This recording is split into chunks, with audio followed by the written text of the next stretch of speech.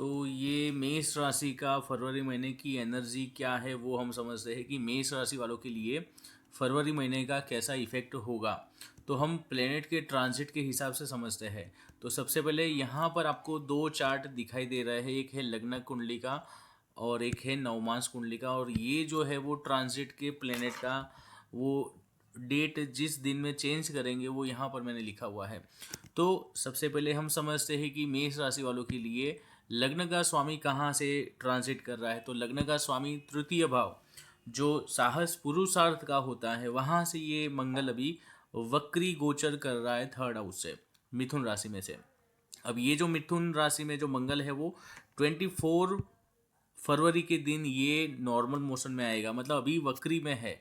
जब भी लग्न का स्वामी वक्री में होगा तो ज़्यादा हमें समझना चाहिए कि हमारे जो कार्य है, हमारे जिस दिशा में हम कार्य करना चाह रहे हैं वो कहीं गलत भी हो सकते हैं या ज़्यादा हमने उसमें ज़्यादा कुछ प्रॉब्लम भी करवा सकते हैं। तो खास ध्यान रखना है क्योंकि आपका लग्न का स्वामी वक्री है और वक्री थर्ड हाउस में है। तो भाई बहनों से जो आप कार्य करने वाले हो, आप कहीं ट्रैवलिंग करने वाले हो, आप कहीं जॉब के लिए कहीं सर्च कर रहे हो या फिर ज़्यादा आप एग्रेशन में हो अभी, तो ये आपको थोड़ा सा अवॉइड करना है। फिजूल के लड़ाई झगड़ों में नहीं एंटर होना है, ज़्यादा बातचीत में परहेज करना है, डील नहीं करनी है इतनी एग्रेसिव वे में। ये समझ लेना 24 फरवरी तक ज़्यादा ध्यान रखना है आपको, क्योंकि आपकी लग्न की एनर्जी वक्री में अभी मोड़ पर बनाई हुई है रास्ते पर।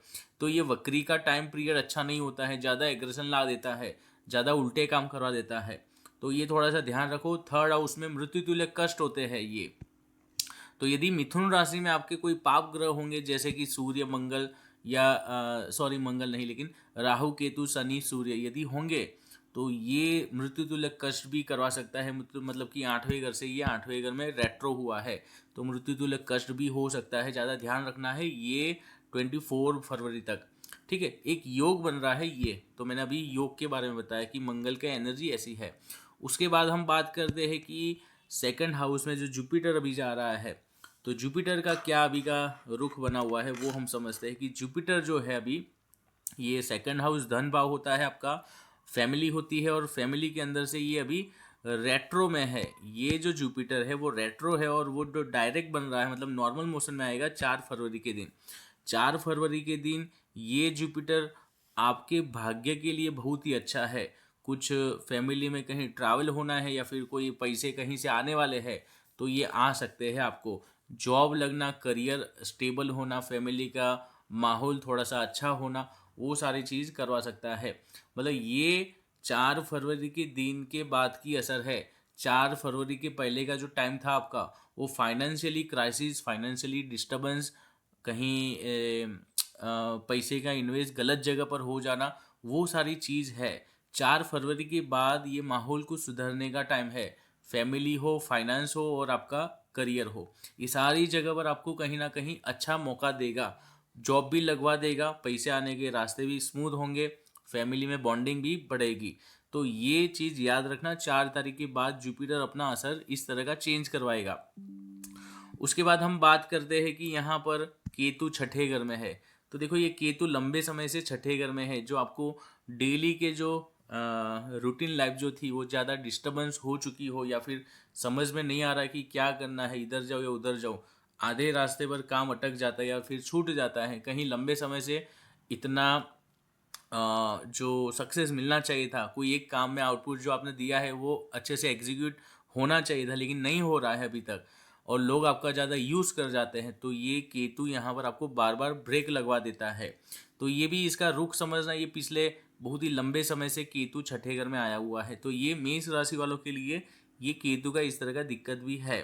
साथ में हम बात करते हैं कि यहाँ पर सूर्य जो है, सूर्य का जो ट्रांजिट है, सूर्य यहाँ पर अभी का सूर्य है मकर राशि में सूर्य है और ये 12 फरवरी के दिन ये कुंभ राशि में आएगा। मतलब अभी सूर्य यहाँ पर है। तो देखो यहाँ पर सूर्य जो होगा वो एक अच्छा अपना प्रभाव देता है करियर के लिए, आपको अलग अलग जो अपॉर्चुनिटी जो दिलवाता है वो उसके लिए बहुत ही अच्छा है ये सूर्य। तो सूर्य ओवरऑल आपका 5वें घर का स्वामी है और 10वें घर से जा रहा है। उसके बाद ये 12 तारीख के बाद ये सूर्य कुंभ में आएगा। मतलब ओवरऑल ये जो सूर्य होगा वो करियर के लिए बहुत ही अच्छा टाइम है। लोगों से मिलना जुलना, संतान का भी योग करवा सकता है। प्रेगनेंसी भी आपको यदि करवानी हो तो ये बहुत ही अच्छा टाइम है। सपोर्टिव टाइम है सूर्य का, क्योंकि ये आपके 5वें घर का स्वामी है। अच्छे अच्छे लोग आपके साथ कांटेक्ट में आएंगे। लव अफेयर हो या फिर आपका कोई अप्रोच हो किसी के साथ, या कोई अपॉर्चुनिटी, इंटरव्यू देना, जॉब चेंज करना, ये सारी पॉसिबिलिटी है। ये आपका पूरे ओवरऑल महीने के अंदर सूर्य आपके लिए अच्छा यहाँ से करवा रहा है, मकर और कुंभ राशि से। उसके बाद हम बात करते हैं कि ये जो बुध है, बुध देखो यहाँ 27 फरवरी के दिन बुध जो है ये कुंभ में से ये मीन राशि में जाएगा। तो ये देखो, ये जो बुध है ये छठे घर का स्वामी है और तीसरे घर का स्वामी है।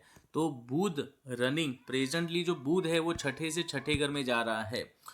तो ये थोड़ा सा सावधानी रखनी है। लोन लेना, करियर में दिक्कत आना, शत्रुओं से परेशानी आनी, कहीं स्टक हो गए हो, है ना, करियर के अंदर। तो ये करियर के अंदर का जो दौर है वो अच्छा नहीं माना जाता है। कहीं ना कहीं इतनी सारी आपने गलती कर दी है करियर को लिए कि कहीं चेंज कर दिया है, फिर करियर के अंदर लोग आपसे प्रॉब्लम कर रहे हैं, या फिर आप इतना एटीट्यूड में आ जाते हो कि फिर आपको ही खुद को ही बियर करना पड़े, खुद को ही एक संभालना, एक मजबूर हो जाओ, खुद को ही ना संभाल पाओ। फिर ये जो चैलेंज है वो लंबे समय से आपके साथ चल रहा होगा।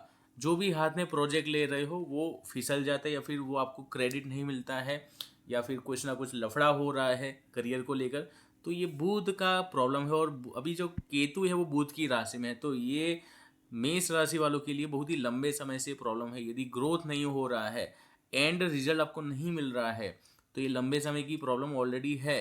आपको राशि के हिसाब से ये एनर्जी को समझना चाहिए। और नेक्स्ट जो बुध है 27 फरवरी के बाद, वो काफ़ी लंबे समय के लिए ये मीन राशि में आएंगे। और ये जो मीन राशि में आएगा तो आप समझो कि क्या हाल आपका करवा सकता है, कि यदि आपको करियर में भी दिक्कत छुड़वा देना, या फिर कहीं कोर्ट केस या कुछ एक्सीडेंट होना, या बहुत सारी प्रॉब्लम भी हो सकती है, कुछ बीमारी भी लग सकती है। आपको ध्यान रखना है ये 27 फरवरी के बाद मेष राशि वालों के लिए बुध का जो गोचर है वो अच्छा नहीं है, क्योंकि ये जो बुध छठे घर का स्वामी है वो नीच हो जाएगा। आपका मीन राशि बुध की नीच राशि, और वहाँ पर राहु है। और मैंने पहले भी बताया था कि जो तीसरा महीना जो है, जो नेक्स्ट तीसरा महीना आएगा, उसमें मीन राशि में गोचर में ग्रहण होने वाला है। तो ये बुध, ये सारे प्लेनेट वहाँ पर इकट्ठे होने वाले हैं। ये सारे ग्रहों आपके 12वें घर में आने वाले हैं। तो सावधान रहना आप, क्योंकि मेष राशि वालों के लिए 12वां घर एक्टिव होगा। वहाँ पर तीसरे महीने में कुछ ना कुछ होने वाला है, एंड वाले महीने में।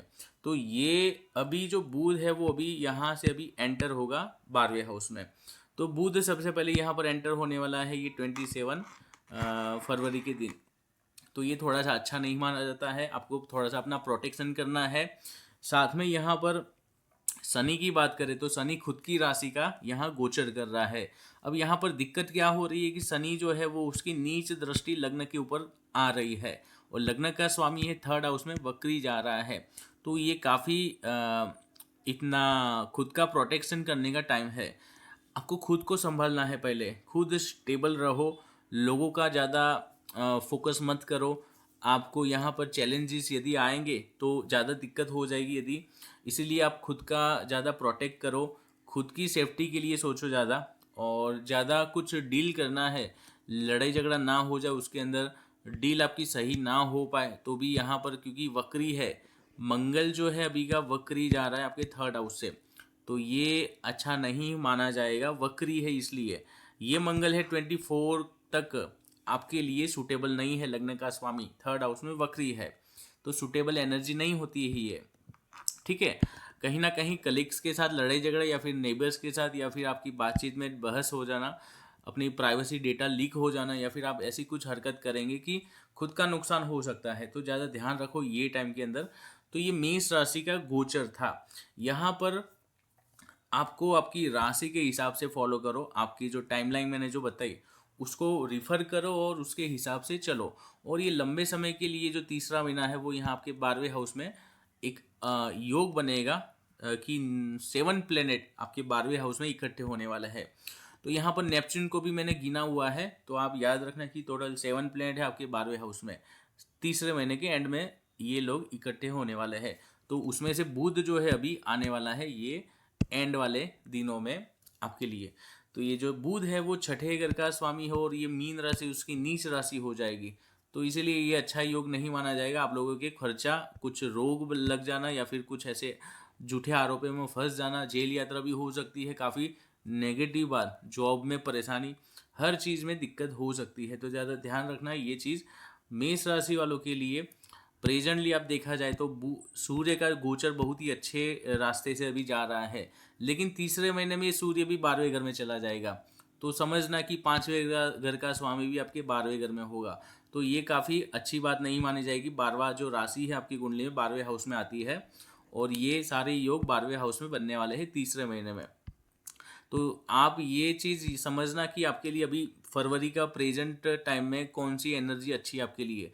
तो फरवरी के महीने के अंदर जो मार्स जो आपका रेट्रो में से नॉर्मल होगा तो आपके 10वें घर को असर करेगा, उसकी दृष्टि आएगी। तो करियर के लिए बेस्ट टाइम है फरवरी का।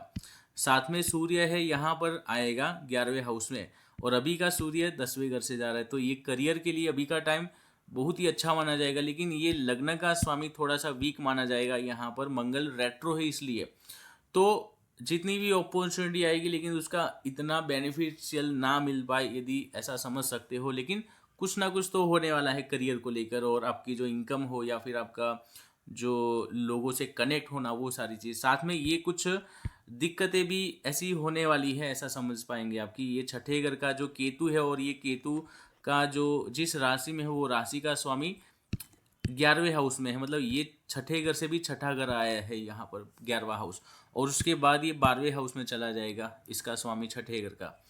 तो ओवरऑल आप देखेंगे कि ये थोड़ा अच्छा टाइम भी है, थोड़ा बुरा टाइम भी है। ठीक है, मैरिज के लिए सूटेबल टाइम यहाँ पर आपको थोड़ा सा बन सकता है, क्योंकि गुरु यहाँ पर सेकंड हाउस में है जो रेट्रो में से नॉर्मल मोशन में आएगा। तो मैरिज के लिए बात यदि आएगी तो ये थोड़ा सा सपोर्टिव टाइम है।